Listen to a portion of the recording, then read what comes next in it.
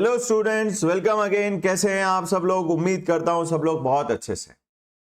हम शुरू कर रहे हैं कॉस्ट ऑफ कैपिटल चैप्टर का लास्ट स्टडी सेशन, जिसमें कवर करने वाले हैं इंस्टीट्यूट ने जो हमें बुकलेट दी है for case scenarios relevant for May 2026 exam and onwards. ये वाली बुकलेट में जितने भी कॉस्ट ऑफ कैपिटल चैप्टर से रिलेटेड केस सिनेरियोज हैं वो हम कंप्लीट करने वाले हैं। तो टोटल इन्होंने 54 केस सिनेरियोज दिए हैं। वो एक्चुअली केस सिनेरियोज भी है और कुछ एमसीक्यूज भी है। मैंने उसमें से जो आइडेंटिफाई किए हैं 11 लिवरेज के हम ऑलरेडी कर चुके हैं। 11 केस सिनेरियोज या जो क्वेश्चंस है वो हमारे COC cost of capital chapter से रिलेटेड है। उसमें से भी क्वेश्चन नंबर 9 और 26, 9 एंड 26 हम लोगों ने ऑलरेडी हमारे बुक नोट्स में कंप्लीट कवर कर लिया था। तो we are left with 9 more question. छोटे छोटे क्वेश्चन है, एक क्वेश्चन थोड़ा ढंग का है जिसमें मेहनत करनी पड़ेगी। 34th नंबर क्वेश्चन वो अच्छा क्वेश्चन है, बाकी सब तो बिल्कुल छोटे छोटे क्वेश्चन है। तो we are going for question number 3 first and then 9 and then 13। So let's go for question number 3। बाकी सब जैसे जैसे चैप्टर आएगा हम कवर करेंगे। सबसे पहले ABC limited is a manufacturing. कोई नया कॉन्सेप्ट नहीं है, बिल्कुल भी नहीं है। सिंपल जो हमने कॉन्सेप्ट्स किए हैं उनका अब एप्लीकेशन है। ABC limited is a manufacturing company that finance its operation through a mix of equity and long term debt instrument. Companies capital structure comprises of 1 lakh equity share of 10 each, 6000 debenture of 100 is face value. एक का 10 है, एक का 100 है। Carrying interest rate of 10%। The management of ABC Limited is currently evaluating its cost of capital in order to assess the feasibility of upcoming investment project। ठीक है, investment project में पैसा लगाएंगे, उसके लिए कॉस्ट आइडेंटिफाई करना चाहते हैं। Since the company share are actively traded in the market, the finance manager uses CAPM model to determine the cost of equity। ठीक है, हम भी कर लेंगे, जैसा डेटा होगा आरएफ अगर होना चाहिए। Considering the risk associated with the company's equity share in the comparison to the overall market। ठीक है, वो पूरी कहानी दे दी है इन्होंने। आरएफ मिल गया जी, एक्सपेक्टेड मार्केट रिटर्न मिल गए, बीटा मिल गया। लो जी, सीएपीएम का कई तो आ गया। 4 + 10 - 4 × 1.6 हो गया जी। 6 × 6 1.6 9.6 और ये हो गया 13.6 कई। ठीक है। In addition the company's cost of debt is known to be 10% before tax. Interest rate है एंड टैक्स रेट 30%। तो 10 1 - 0.3 हो गया आपका 7% KD. Based on the given data, answer the following multiple choice question. What does beta value of 1.6 determine? Already हमें समझ में आ चुका है। बीटा रिप्रेजेंट के मार्केट के, it is sensitivity of stock return with respect to market changes in market return. Market के return कितने चेंज होते हैं उसके कंपैरिजन में स्टॉक कितना डेविएट होता है, स्टॉक प्राइसेस कितने मूवमेंट होते हैं, रिटर्न्स कितने मूवमेंट होते हैं। तो अगर 1 होता है तो इक्वल टू मार्केट है, 1 से ज्यादा है तो मोर अनसर्टेनिटी है, और लेस है तो लेस अनसर्टेनिटी है। 1.6 means more uncertainty. Stock volatility equals, no, not equal, moderately volatile, no, low volatility, high volatility. It's high volatile, more volatile compared to market. So D should be the answer. D is the answer. Done. Next. What is the formula for CAPM? RF plus RM minus RF into beta. ये राजी, A ही है हमारा answer. हमें बाकी देखने की जरूरत भी नहीं है, उसमें गलतियां ही होगी। So A is the answer. Done. Next, छोटे छोटे क्वेश्चन है। कॉस्ट ऑफ इक्विटी हमने अभी निकाल लिया था 13.6 और केडी है जी 13.6 और केडी है आपका 7। B and B, third and fourth, B and B. Done. कोई 5 मिनट का क्वेश्चन था। Third question number next, weighted average cost of capital. भाई साहब इसमें इन्होंने वेटेज कहां दिया, यहां दिया। इक्विटी है 10 लाख का, 1 लाख इंटू 10। डिबेंचर है, बुक वैल्यू पे ही काम करना पड़ेगा। 6000 × 100 6 लाख। तो 10:6 का रेशियो हो गया, 10:6 का रेशियो हो गया। तो ये हो गया 10/16 × 1 13.6, 6/16 × 7। बस इतना सा वेटेड एवरेज है। वेट्स निकाल लिया, मल्टीप्लाई कर दिया अपने अपने रेस्पेक्टिव कॉस्ट से। 10 × 13.6 ये तो हो गया numerator, then plus 42 divide by 16 is equals to 11.125% Q. Check कर लेते हैं आंसर में 11.125 है क्या? है जी, B should be the answer. So B is the answer. खत्म। 5 मिनट, 5 क्वेश्चन 5-10 मिनट्स में 5 मिनट्स भी नहीं लगे। लो जी, तो 5 मिनट्स भी नहीं लगते हैं अगर इस तरीके से फटाफट, अगर ये छोटे छोटे क्वेश्चन है ये तो बोनस मार्क्स हो गए। तो third question done and gone. Next question, third के बाद क्या है जी? थर्ड के बाद है हमारे पास में third done, ninth and 13। Ninth already हो चुका है, एक बार देख लेते हैं नाइन्थ में क्या था। अरे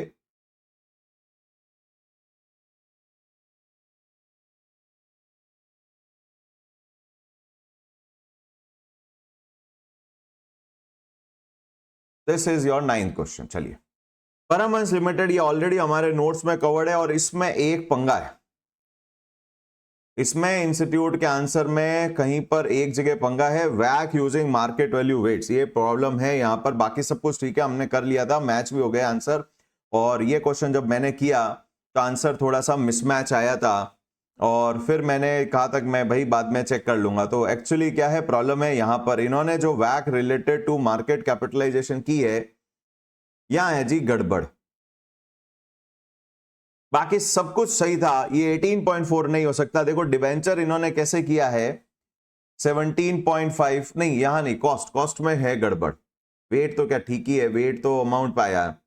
ये 17.843 और 26.6764 प्रेफरेंस में तो गजब ही गलती कर दी इन्होंने। तो अब प्रेफरेंस में इन्होंने क्या किया है, ये इन्होंने रेट निकाल ली थी, इसको इंटू 1 माइनस टैक्स रेट। कहां गई भाई टैक्स रेट? थी इसमें कहीं तो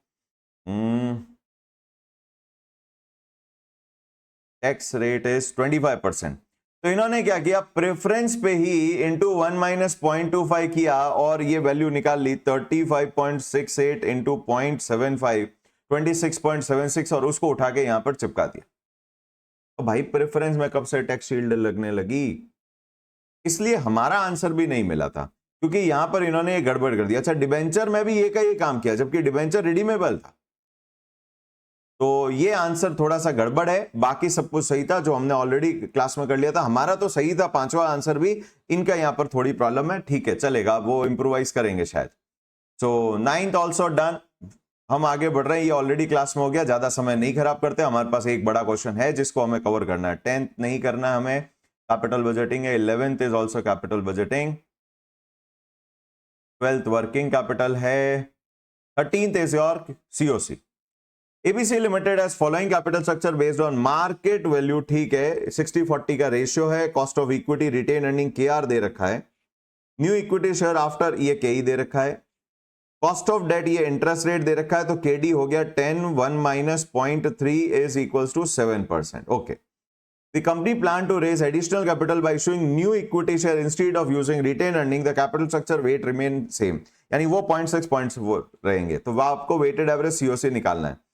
0.6 इक्विटी का इंटू के 15 प्लस 0.4 इंटू 7, जो टोटल हो गया 9 plus 2.8, that is equals to 11.8, will increase to 11.8। खत्म, A is the answer, that's it. ये तो एमसीक्यू में जाएगा 13th। तो 3, 9 एंड 13th डन। नेक्स्ट क्या है देख लेते हैं। 3, 9, 13 के बाद में 3 बहुत छोटे छोटे क्वेश्चन है, कोई बहुत मेहनत वाला भी काम नहीं है।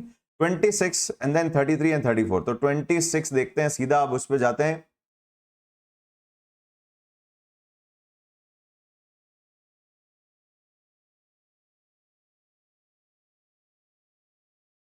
ऑलरेडी क्लास में हो चुका है। एमएनपी लिमिटेड हमारा अभी हमने लास्ट सेशन में ही ये केस सिनेरियो कंप्लीट किया है, तो ये इसमें कोई प्रॉब्लम भी नहीं और हमारे आंसर भी मैच हो गए थे। 23 done, we are going for 33। 26 done, we are going for 33। 34th is a good question जो हमें मेहनत करनी पड़ेगी। 33 भी कोई छोटा सा ही क्वेश्चन है, ये रहा गया 33, ये लीजिए। AHF Limited is a well-established organization known for its innovative product and services with a strong financial standing and commitment to grow. ठीक है, the company is exploring different financing option to fuel its expansion. कहानी बनाते हैं full. AHF Limited is considering issuing debenture to raise funds for expansion and investment opportunity. The company aims to determine the cost of debt after tax under various scenarios of issuance. Okay, KD निकालना है, considering factors such as issue price and brokerage expense. ठीक है, कर लेंगे। CA Ananda, पता नहीं जो भी, ठीक है, CFO of AHF Limited plans to issue 12 lakh rupees face value, coupon 15%, face value 100, redeemable after a fix period n 10, C 15%, face value 100. The company operate in a tax bracket of 35%, which will impact the cost of debenture after tax. ठीक है, हम करेंगे. The cost of debt after tax is calculated by adjusting coupon rate for tax saving on interval. नहीं बोलता तो भी करते, interest की टैक्स सेविंग आती है हमें. Additional brokerage expenses if applicable for are factored in, वो भी हम करते, flotation cost अगर होती तो अभी तक डेटा तो इतना ही आया है. By analyzing the cost of debt under different issuance scenario, CA can make informed decision regarding its financing strategy, understanding the impact on issue brokerage and continuous evaluating the remain financial flexibility. ठीक है, calculate the cost of debenture after tax, help Mr. CA and to under various scenario.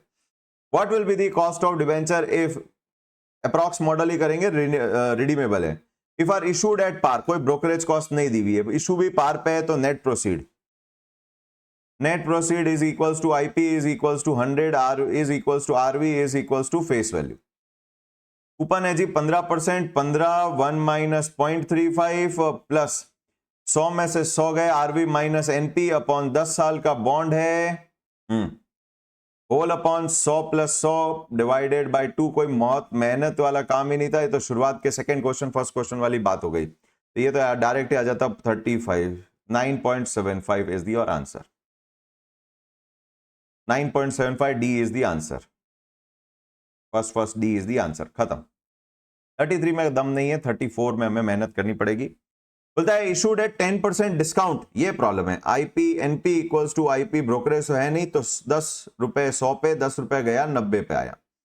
फिर से 15 1 minus 0.35, RV minus NP 1 रुपए की costing बढ़ गई average basis पे. 100 plus 90 upon 2, 95 base में आ गया. तो दिस इज इक्वल्स टू कितना हो गया जी, 15 इंटू 0.65 प्लस 1 रुपए आ जाएगा 10 on 10 divided by 95%, 11.315%, 316%, 11.32%. B should be the answer.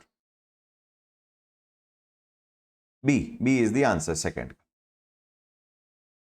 ठीक है, आगे बढ़ते हैं. एक एक करके KD कैलकुलेट करवाया, बाकी कोई इस केस सिनेरियो में दम नहीं था. Issued at 10% premium. Okay, NP equals to IP equals to 110. अभी भी ब्रोकरेज नहीं, अभी भी रिडम्पशन में कोई प्रीमियम नहीं है. 15 1 minus 0.35 plus RV 100 minus NP 110. यहां एक माइनस हो जाएगा. 100 प्लस 110 डिवाइड बाई 2, बेस में 105 आ जाएगा. तो this is equals to 15 into 0.65 minus 1 minus 10 divided by 10 divided by 105%, 8.33%. लो जी, ए क्या आंसर? यस, ए. देखिए आंसर थर्ड का आंसर इज ए. यस. तो पूरा चैप्टर करने के बाद इन क्वेश्चन में तो ऐसा लगता है ये तो बहुत इजीली हो रहा है. बिल्कुल हो रहा है. What will be the cost of debenture if brokerage is paid 2% and redeemed at par? RV equals to FV equals to 100 है, लेकिन इश्यू प्राइस 100 है, बट नेट प्रोसीड में 100 1 माइनस 0.202 इक्वल्स टू 98 हो गया. नेट प्रोसीड चेंज हो गया. Brokerage pay हुआ है, फ्लोटेशन कॉस्ट है, इश्यू प्राइस 100 ही रखेंगे. 1 माइनस 0.35 प्लस 100 में से 98 गया divide by 10, 100 plus 98 divide by 2. देखें 15 into 0.65 plus 2 divide by 0.2 divide by 99%, 10.05%. देखें आंसर है क्या भाई? Yes, C should be the answer. Yes. Last easy था. Cost of debenture if debenture current market value is price is, तो IP हो गया जी आपका 120, यही NP हो गया. RV equals to FV equals to 100 हो गया. 15 1 minus 0.35 plus RV 100 minus 120 divide by 10, 100 plus 120 divide by 2. देखें कितना आता है. नेगेटिव होने वाला है. नहीं, लास्ट वाला फिगर नेगेटिव आ जा रहा है. -20 minus 2 divide bye 110%, 7.045%. 05. B should be the answer. B is the answer. तो इसी के साथ हमारा पांचों पार्ट कंप्लीट हो गया। केडी का कोई बहुत मेहनत थी नहीं। Question number 33 done and gone. Answers वैसे गिवन है, देख के भी देख सकते हैं। अब यहां बढ़िया क्वेश्चन, ये एग्जाम में आने लायक भी है, बढ़िया। Messrs ARC Limited is an established entity in the telecommunication industry with 49.95% market share। ठीक है, बड़ी कोई टेलीकॉम कंपनी है, एयरटेल जियो कह लो।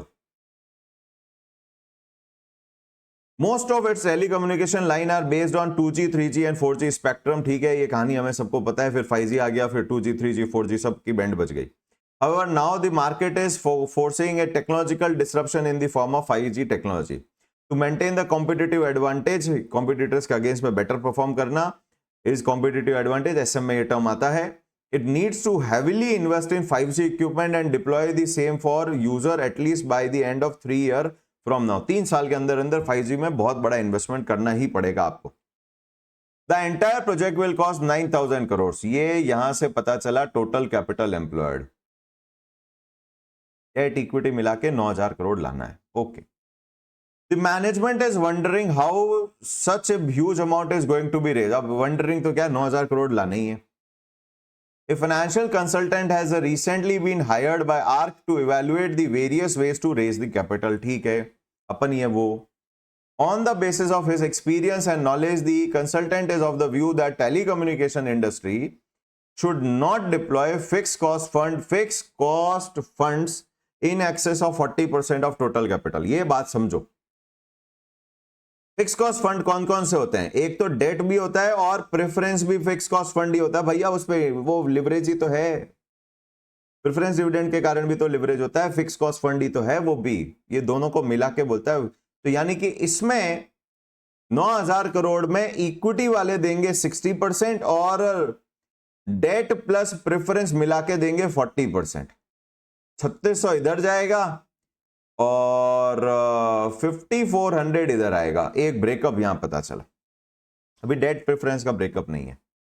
Also preference capital should not exceed 10% of total capital. लो जी, आ गया, इसका भी ब्रेकअप आ गया। यानी 3600 में से भी, इसको यहां से यहां पर कर देता हूं, डेट प्लस प्रेफरेंस। इस 3600 में से भी प्रेफरेंस तो भैया 10% टोटल फंड्स का 900 और डेट होगी बची हुई कितनी हो गई ये 2700। उससे ज्यादा डेट नहीं होगी। ये ब्रेकअप आ गया, बढ़िया ब्रेकअप आ रहा है। ARC currently has 2,000 crore in the form of reserves represented by short term money market instrument। यानी कि उनके पास में बैंक में छोटे छोटे इन्वेस्टमेंट्स पड़े हैं, short term money market in bank में नहीं, छोटे शॉर्ट टर्म इन्वेस्टमेंट पड़े हैं जो रिजर्व के तौर पे दिख रहे हैं। यानी फ्री रिजर्व 2,000 करोड़ का पड़ा है, वो इक्विटी वालों का ही फंड है। तो इसमें से रिजर्व सरप्लस तो हो गया 2,000, तो अब इक्विटी लाना है 3,400 करोड़। लो ब्रेकअप आना शुरू हुआ। AR भी है, KE भी है, KP भी है, KD भी है। It can raise money by way of debenture by issuing them at a premium। अच्छा, अब डिबेंचर की बारी आई। Debt debenture by issuing them at a premium of 5% with a redemption value of 110 after। एक तो ये 5 ईयर का है, इश्यू प्राइस 100 का 105 है, RV 110 है। Okay. The debenture would require an annual interest payment, I interest payment 8 रुपया है। अब प्रेफरेंस की बातें कर रहा है। ये था डिबेंचर, अब प्रेफरेंस की बातें कर रहा है। Preference share will be issued at a discount of, preference के लिए क्या बोलता है, इश्यू प्राइस डिस्काउंट पे है 90 रुपया and redeemed at a premium. RV है, ये भी रिडीमेबल है 110 प्रीमियम पे। आफ्टर 10 ईयर एन है 10। रिक्वायरिंग एन एनुअल, अपने 100 माना है, कुछ और दिया नहीं है तो। Requiring an annual dividend of 10%, तो डिविडेंड हो गया 10 रुपए का। चलो यहां तक भी ठीक है। कहां गए भाई, यहां 10। The company sceptical of cash flow, पता नहीं कि कम ज्यादा आएगा in the near term after deployment of 5G। 5G चलेगा नहीं चलेगा जो हम सब जानते हैं, खूब चला है। Therefore would issue the above stated debenture only to the extent of 50% of total debt fund and balance will be raise by Z bond. लो, इसका भी 2 हिस्से हैं। डिबेंचर है और जेड बॉन्ड है 50%, 1350 इसका, 1350 इसका।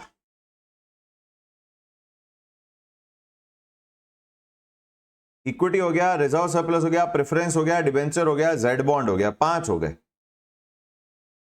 कहां गया भाई, कहां गया?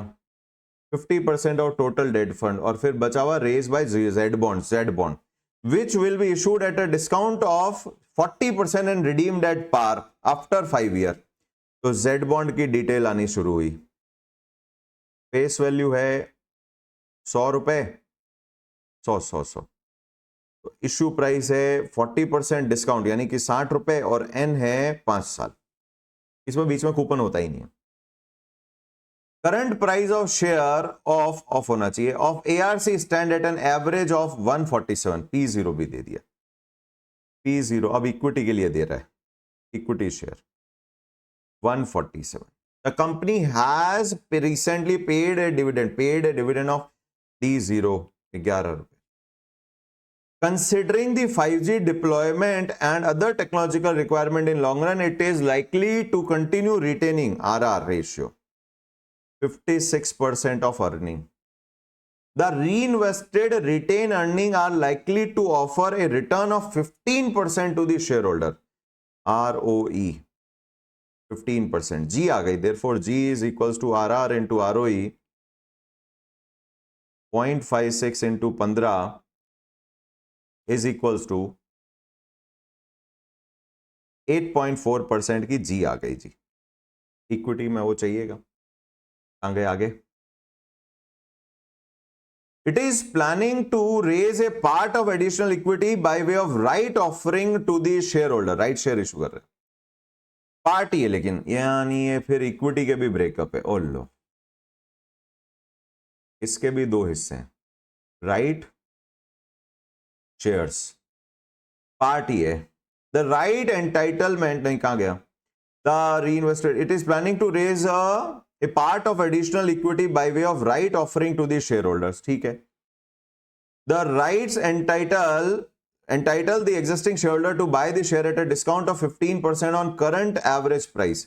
यानी राइट शेयर जो इशू करोगे वो 147 के 85% भाव पे इशू होंगे। इशू प्राइस कितना हो गया? 147 इंटू 0.85, 124.95 के भाव पे इशू होंगे। अब कितना होगा वो भी आया नहीं है।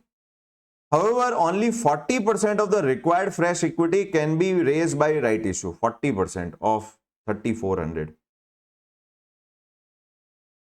1360। ओके, तो बचा हुआ अब कैसा आएगा? The balance equity portion will be raised by way of new series of equity share with a differential voting right, DVR।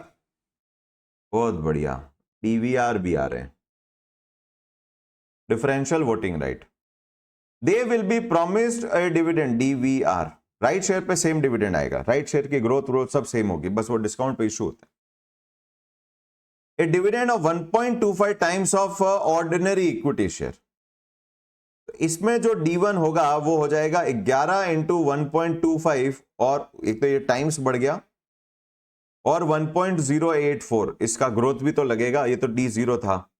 11 into 1.084, तो ये तो हो गया एग्जिस्टिंग D1, इसको D1 यहां बना सकते हैं। 11 इंटू 1.084 इज इक्वल्स टू कितना हो गया?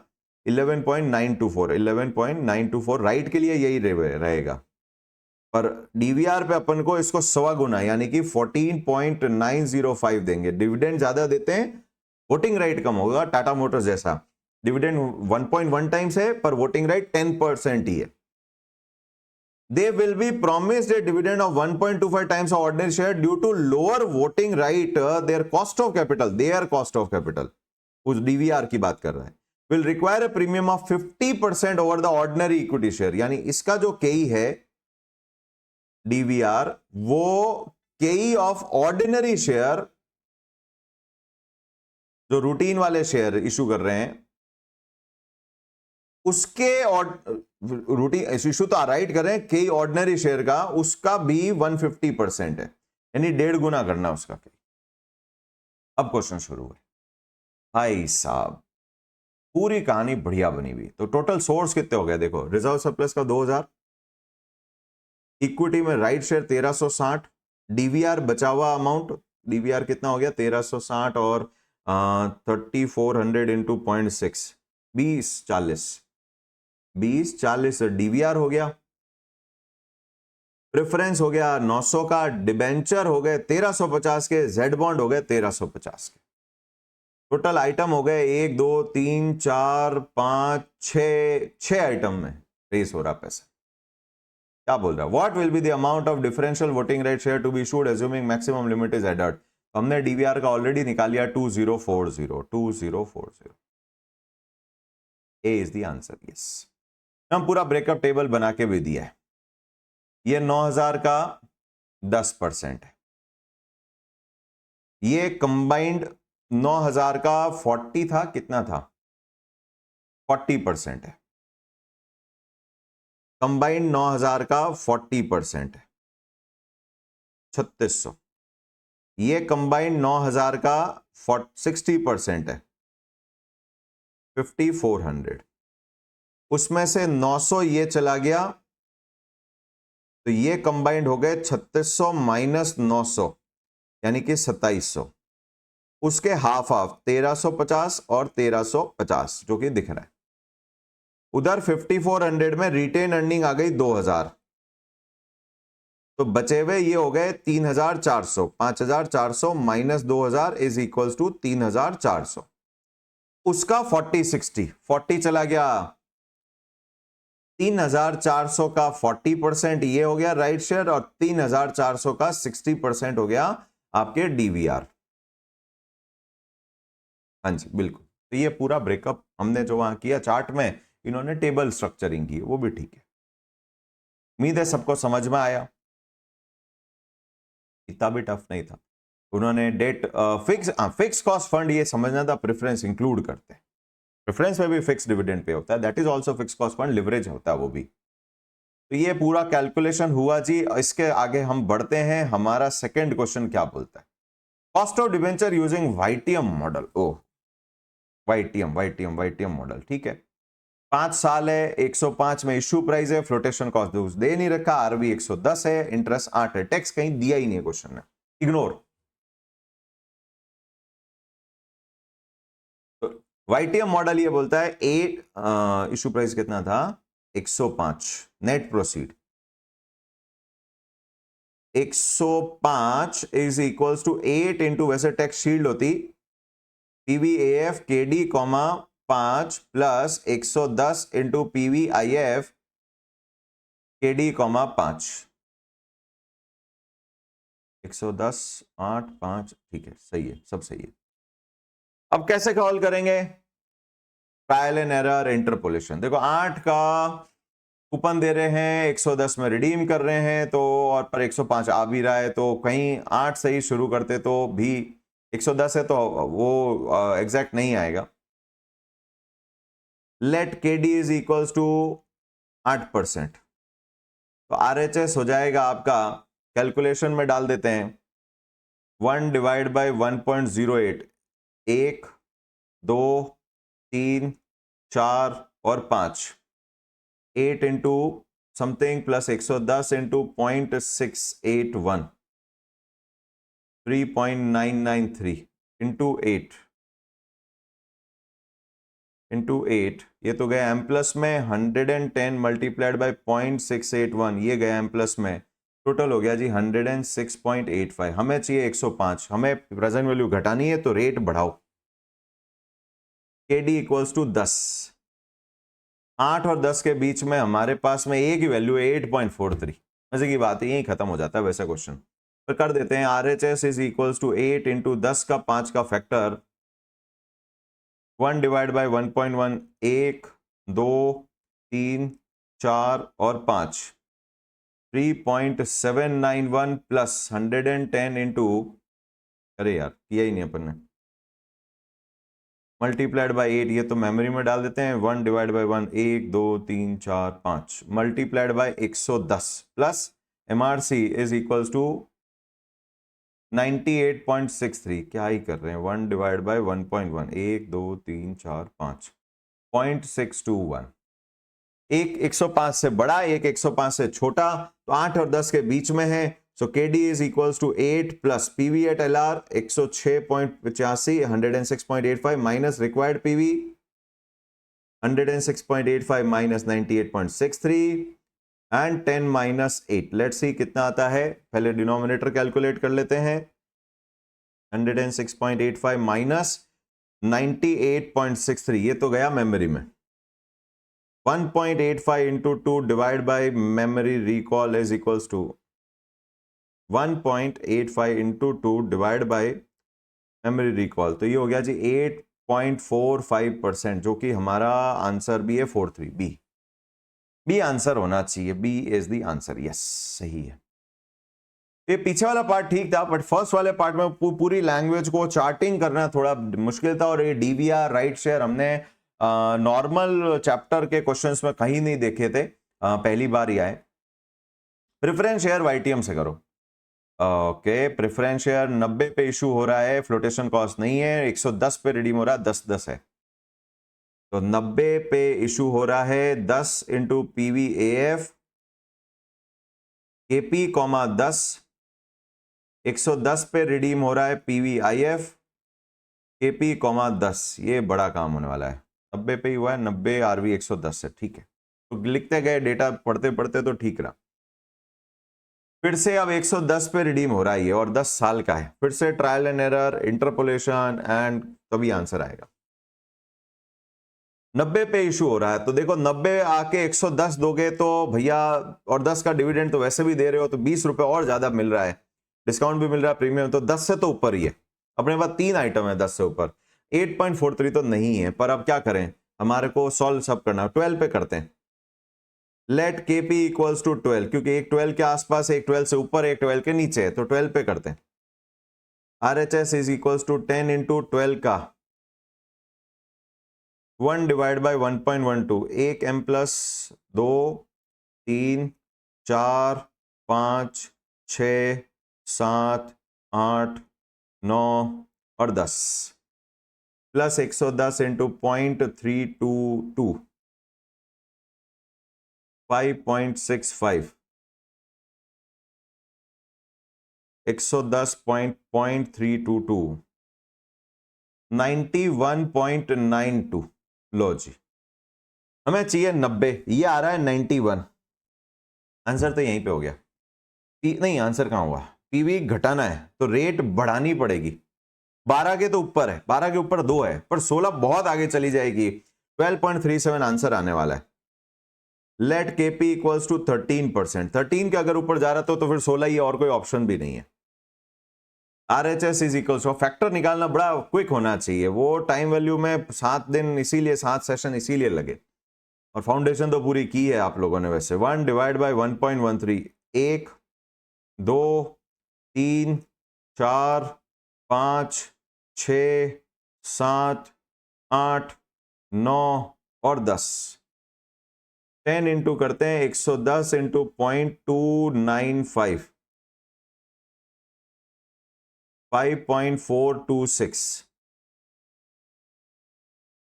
110 इंटू 0.295, टोटल हो गया जी 86.71। तो एक 90 के ऊपर, एक 90 के नीचे, यानी 12 और 13 के बीच में, ये राजी आंसर 12.37। इंटरपोलेशन कर लो, हो जाएगा 12.37 आंसर आना चाहिए, बस 12.37 आ गया।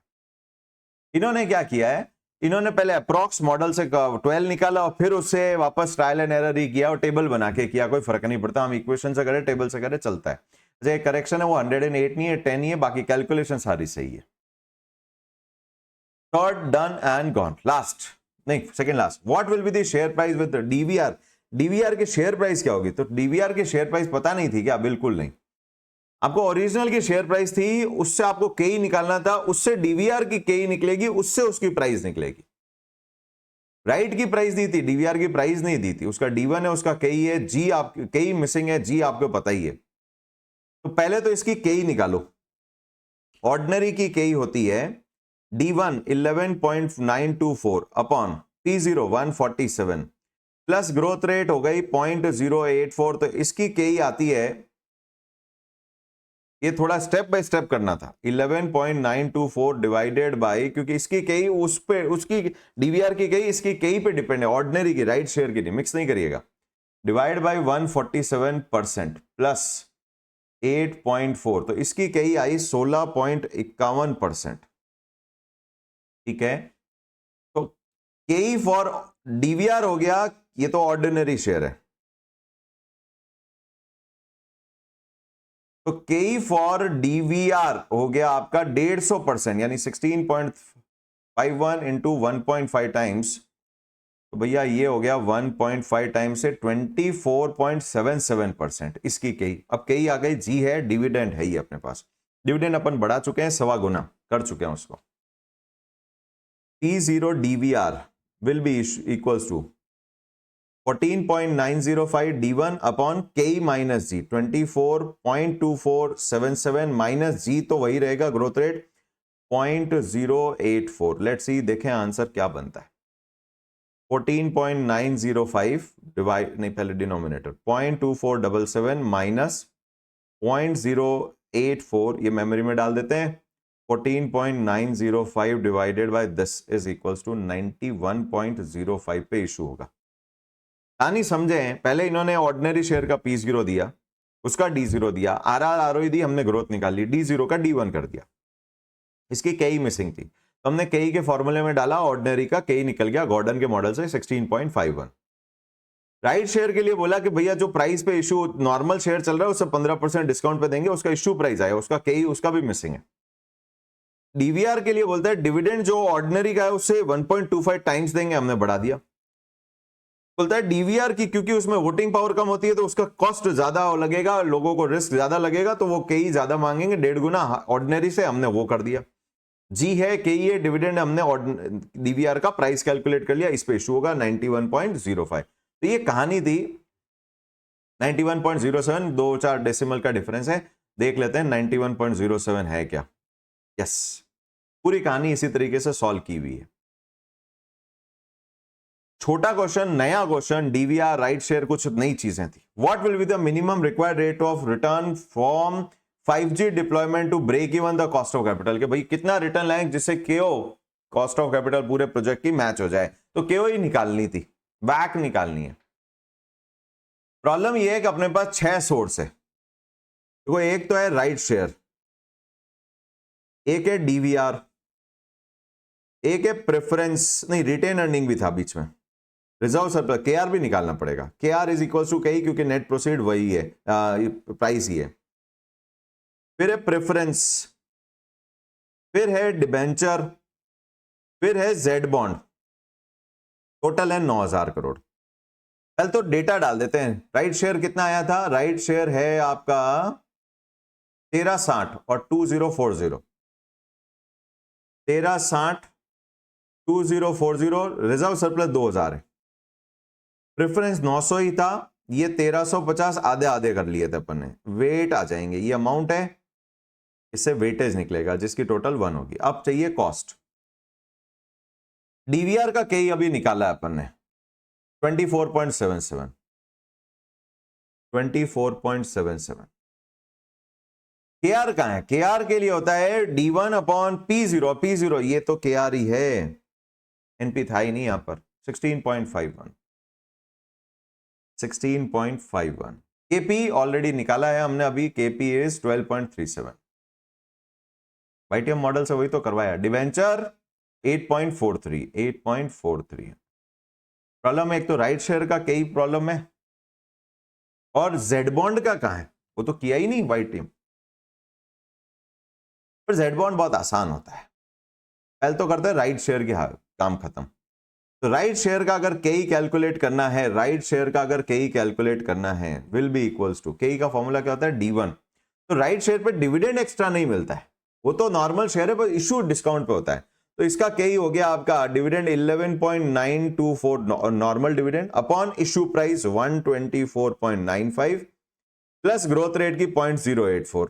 सिंपल न्यू शेयर का केई निकालना था, सिंपल न्यू शेयर का के निकालना था, divided by 124.95% plus 8.4 is equals to 17.94%। That's it. KE के भी सारे कैलकुलेशन आपके सामने हैं। 17.94, मुझे भी नहीं पता, कब तक चेक नहीं किया। 17.94 चेक कर लेते। 17.94, 17.94, ये 24.77, 16.51 लिया है क्या?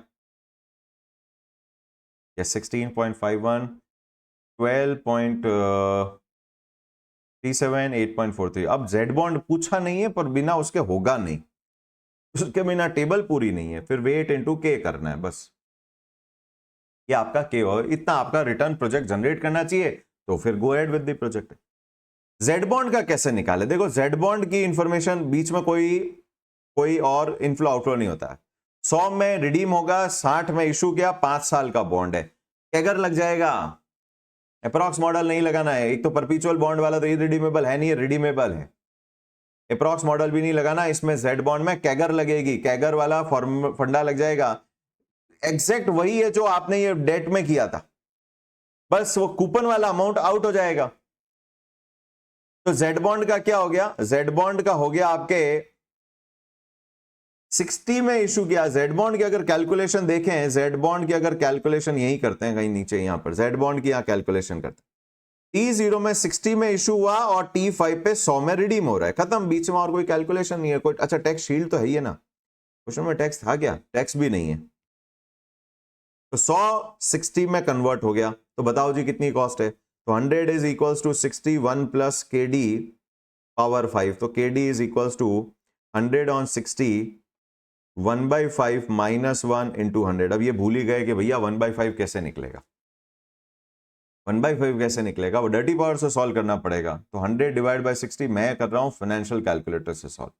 100 डिवाइड बाय 60, 1/5 होती है power 0.2, yx 0.2, 10.76, 10.76%, 10.76% using Microsoft Excel, using financial calculator और यूजिंग डर्टी पावर। पर ठीक नहीं लगता बोलना, पर ठीक है, क्या ही करें, जो है। इन्होंने मिस किया, इन्होंने लिखा भी नहीं, इन्होंने कैलकुलेशन भी नहीं दिखी है, वो आप ढूंढते रहो कहां से आया। तो ठीक है, अब आपको पता चल गया कहां से आया। 1360 डिवाइड बाय 9000 इंटू, तो हो गया 0.1511। अब वेट नहीं लिख रहा मैं डायरेक्ट ही कर रहा हूं। 17.94 m प्लस 2040 डायरेक्ट। चलो 9000 भी बार बार नहीं करते, डायरेक्ट मल्टीप्लाई करके लास्ट में 9000 से कर देंगे, खत्म। 1360 into 17.94 m plus 2040 multiplied by 24.77 m plus 2000 multiplied by 16.51 m plus. सबको ही 9000 से डिवाइड करना है, लास्ट में ही कर देंगे ओवरऑल को। 900 multiplied by 12.37 m plus 1350 multiplied by 8.43 m plus 1350 multiplied by 10.76 m plus overall divided by 9000, 16.11%। ठीक है भाई, आंसर है क्या? 16.11। Yes, C should be the answer, 16.11। ठीक है, एक तो जेड बॉन्ड के बारे में चीजें मिस हो गई, और इसीलिए मिस की क्योंकि 1/5 कैसे सॉल्व करेंगे वो लिखना भूल गए थे। 1/4 करना चाहिए था, जेड बॉन्ड 4 इयर्स का कर देना चाहिए था इनको, वो स्क्वायर रूट से सॉल्व हो जाता।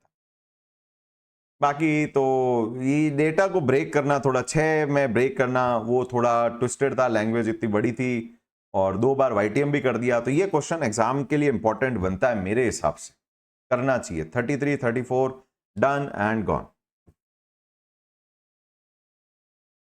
बढ़ते हैं आगे। 33, 34 हो गया है। अब आगे क्या, कौन सा क्वेश्चन है जी? 33, 34 यही थे बड़े, बाकी तो अब छुटके छुटके क्वेश्चन है, हो भी जाएंगे अभी तो हमारे ये कंप्लीट। 41, 44, 49, 340 की रेंज में।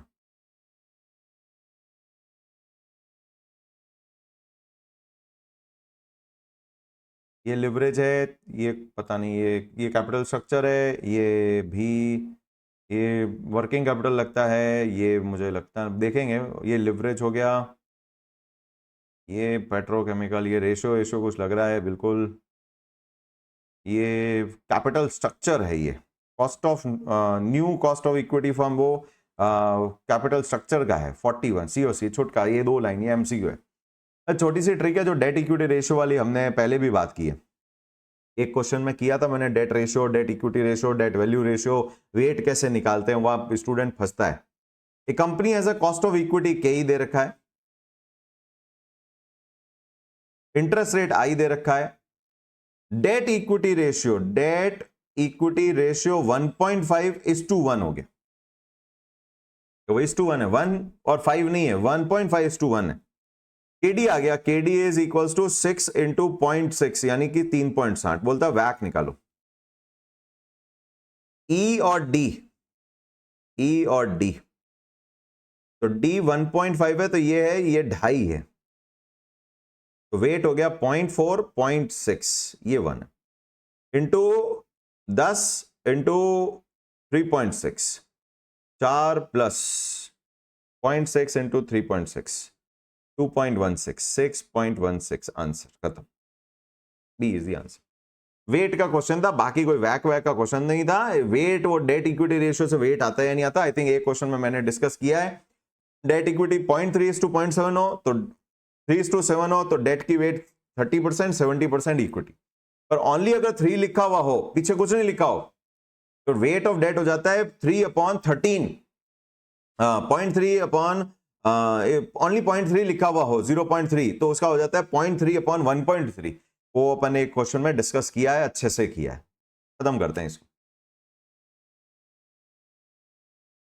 डेट इक्विटी रेशियो एक होता है 0.3:0.7, एक लिखते हैं डेट इक्विटी रेशियो ओनली 0.3। तो ये वेट ऑफ डेट होता है 0.3, ये वेट ऑफ इक्विटी होता है 0.7, पर यहां हो जाता है 0.3/1.3, 0.1/1.3। कई बार वो डेट वैल्यू रेशियो लिखते हैं 0.3, ये वापस 0.3 और 0.7 होता है। ये समझना पड़ेगा। ये क्वेश्चन में डिस्कस किया था, डेट इक्विटी रेशियो और डेट वैल्यू रेशियो। और डेट इक्विटी रेशियो भी कई बार वो दूसरे तरीके से, ये 1:1 में ये 1 इक्विटी डिनोट करता है, तो ओवरऑल वैल्यू 1.3 हो गई। तो ठीक है, छोटा सा क्वेश्चन था। 41 डन गॉन। 42 लिवरेज है, 43 गॉर्डन डिविडेंड पॉलिसी है, 44 छोटा सा सवाल है एक और। The capital structure of KPS limited 5 lakh equity share 10 के हैं, ये नया है। The market price of equity share is come dividend. अच्छा क्वेश्चन है, एमसीक्यू में आ सकता है, 4 नंबर का भी बन सकता है। एमसीक्यू ही बेहतर है, 2 एक ही क्वेश्चन है। कम डिविडेंड, हमें गॉर्डन में एक्स डिविडेंड शेयर होता है 75। The company has declared to pay a dividend on equity share 6 per share which will be paid in next 3 days. 3 days है, 3 ईयर नहीं है। तो कम प्राइस है आपकी 75 रुपए, डी 0 है 6, तो एक्स प्राइस हो गई आपके फॉर्मूले के लिए 69। ये ध्यान रखना था, इस क्वेश्चन का ट्रिक यही था। पिछले में डेट इक्विटी था, इसमें ये ट्रिक वाले देते हैं एमसीक्यू में, फंसाते हैं। आपको कॉन्सेप्ट आता है या नहीं आता है। The company has a history of consistent growth rate of dividend. ठीक है, ग्रोथ का है। It has been predicted that in the next year KPS will pay a dividend of, ये D1 7.59। D0 की जरूरत ही नहीं, पर जी का है। What is the rate of dividend growth will be maintain इन, तो ये तो D0 दिया हुआ तो था। तो जी 1 साल का गैप है, सीधा कैलकुलेट कर लो percentage change, 7.59 minus 6 on 6 into 100। CAGR लगाने की जरूरत नहीं, करोगे भी तो भी वही आना है। 1.59 डिवाइड बाय 6, 26.50% की ग्रोथ है। वाह, कॉस्ट ऑफ इक्विटी निकालना है। K equals to D1 upon P0 x price plus G, 7.59 upon 69 plus 0.265। देखें कितना आता है, 7.59 डिवाइडेड बाय 69% प्लस 26.5, 37.5% की कई है। C should be the answer, yes. तो इसमें ट्रिक थी, एक तो ग्रोथ तो चलो एक साल का था, जनरली स्टूडेंट ढूंढ लेते हैं, पर एक्स प्राइस की जगह लोग कम प्राइस यूज कर लेते हैं, क्योंकि कॉन्सेप्ट ध्यान नहीं होता है कि भैया गॉर्डन के फॉर्मूले में जो P0 लगा हुआ है वो एक्स लगा हुआ है। हमने क्वेश्चन में किया है 235 वाले में से 30 रुपीज कम किया है, ये वही वाला पार्ट था। तो 44 done, 45 turnover ratio, 46 leverage, 47 capital budgeting, 48 leverage, 49 COC। छोटा सा, company issue has a bond with face value of 1 lakh at an annual coupon of 8%, the bond is currently trading at 95%। आपको क्या निकालना है? approximate cost of tax दिया हुआ ही नहीं, before tax ही चाहिए। 80,000 नहीं, 80,000 क्यों, 8,000, 8,000 डिवाइडेड बाय 95,000 इंटू 100, खत्म। KD before tax, before tax ही पूछा है, इरिडीमेबल कोई डेटा दिया ही नहीं है हमारे को। 8 divide by 95%, 8.42%, done. D is the answer, yes. 49 done, gone. 50 leverage, 60 51 COC. एक छोटा सा question, Renu and company has issued 10% debenture of face value 100 for 10 lakh, okay? The debenture are expected to be sold at a 5% discount, IP 95। Flotation cost भी है 10 रुपए, तो NP 85। Redeemable eight a premium, RV 110, N 10। After tax, tax दिया हुआ है 30%। क्या KD equals to, interest का है 10 रुपया, 10%, 1 minus 0.3 plus RV 110 minus NP 85 over 10 whole upon 110 plus 85 into 2 into 100। देखें कितना आता है।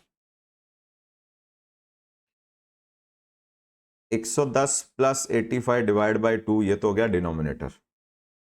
110 minus 85 divide by 10 plus 7 divide by this percent, 9.74। Answer ही नहीं है। गड़बड़ क्या हुई? कुछ नहीं की अपन ने गड़बड़, इन्होंने फॉर्मूला बदल दिया। 1 माइनस टी बार ले लिया, अल्टरनेट वाला लगाया। 10 plus 110 minus 85 divide by 10 whole upon 1 minus 0.3, वो अल्टरनेट वाला के भैया रिडम्पशन वाले प्रीमियम पे भी टैक्स शीट लिख तो देते। 110 प्लस 85 डिवाइड बाय 2 इंटू 100। अब चेक करते हैं आंसर आता है क्या। ये तो ठीक ही है, 97.5। 15 divide by 10 plus 10 into 0.7 divide by this percentage, 8.26%। Let's see answer है क्या, 8.25%। कुछ गलत कर दिया क्या? क्या गड़बड़ किया आपने? कुछ तो गलत ही किया होगा। अच्छा, ये गलत है क्या? 110 plus 85 divide by 2 m plus 110 minus 85 divide by 10 plus 10 into 0.7 divide by this percent, 8.97, sorry 97%। Calculation में कहीं कोई गड़बड़ की है, 8.97, पर ये इन्होंने वो फॉर्मूला ही दूसरा वाला लगा दिया। अब वो क्यों लगाया उसका कोई जवाब नहीं है, लिखना चाहिए था। वैसे हमने अभी लास्ट क्वेश्चन में देखा था, ये वाले फॉर्मूले की भी क्वेश्चन आने शुरू हो गए हैं। फॉर्मूले की प्रॉब्लम है, बाकी सब ठीक है। 52 is I think capital structure, 53 COC, एक और COC। XYZ plan to raise fund mix debt equity, the following are the structure। Equity 50 lakh का है, डेट 30 लाख का है, 10% के ही दे रखा है। केडी हो गया आपका 10, 1 माइनस 0.3, 7%। वैक निकालना है, तो क्या प्रॉब्लम था भाई? वैक में तो कुछ है ही नहीं। 50 divide by 80 into 15, 30 divide by 80 into 7, इसमें तो कुछ था ही नहीं। 50 इंटू 15 और 30 इंटू 7 होल डिवाइड बाय 80, 12%। ये तो टाइम पास क्वेश्चन हो गया। 53, 54 कुछ और ही क्वेश्चन है, तो हमने कर लिए जी 51, 54 नहीं 53, 51, 53 सारे क्वेश्चन हमारे कंप्लीट हो गए। एक क्वेश्चन बहुत अच्छा था एंड वो क्वेश्चन है क्वेश्चन नंबर 34। ये क्या किया मैंने,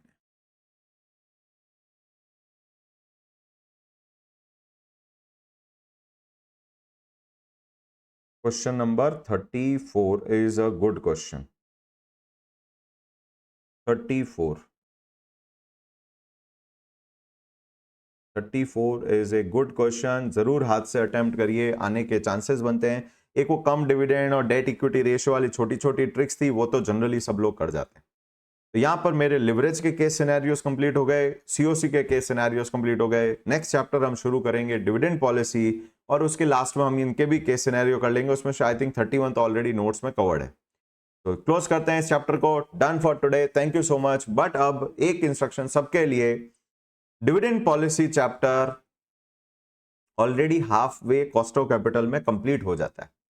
गॉर्डन मॉडल के सारा कॉन्सेप्ट हम already cost of capital chapter में कर चुके होते हैं। तो इसलिए डिविडेंड पॉलिसी चैप्टर करने से पहले आपको कॉस्ट ऑफ कैपिटल चैप्टर का पूरा रिवीजन हो जाना चाहिए। तो डिविडेंड पॉलिसी चैप्टर फटाफट होगा, क्योंकि ये जनरली शेयर के प्राइसिंग रिलेटेड क्वेश्चंस करवाएगा। तो उसमें तो गॉर्डन मॉडल लगने वाला है, perpetual constant cash flow model लगने वाला है। केडी केपी चलो नहीं आएंगे, वाईटीएम नहीं आएंगे, पर इक्विटी शेयर से रिलेटेड सारी चीजें इसमें आएगी। तो सीओसी चैप्टर जिसका वेटेज एग्जाम में 5-6 नंबर है, बहुत बड़ा चैप्टर हमने किया, 15-16 लेक्चर लग गए। पर ये समझिए वो चैप्टर की, अब वो तो इंडिपेंडेंट 5-6 आएगा ही, पर उसके क्वेश्चन का पार्ट ये capital budgeting, capital structure, dividend policy में भी हिस्सा बन जाएगा। तो नेक्स्ट चैप्टर डिविडेंड पॉलिसी शुरू करें, उससे पहले कॉस्ट ऑफ कैपिटल का पूरा ढंग से रिवीजन करिए, अच्छे से रिवीजन करिए। कुछ क्वेश्चंस वापस हाथ से सॉल्व करिए बिना देखे, अच्छे वाले लेवल के क्वेश्चन, तो आपको सही रहेगा। पर नेक्स्ट सेशन में मिलते हैं डिविडेंड पॉलिसी चैप्टर के साथ। इसी के साथ ये क्लोज करते हैं। Done for today, thank you so much, good day, take care. 34 जरूर एक बार हाथ से करिए, एग्जाम में आने लायक क्वेश्चन है। Done, thank you.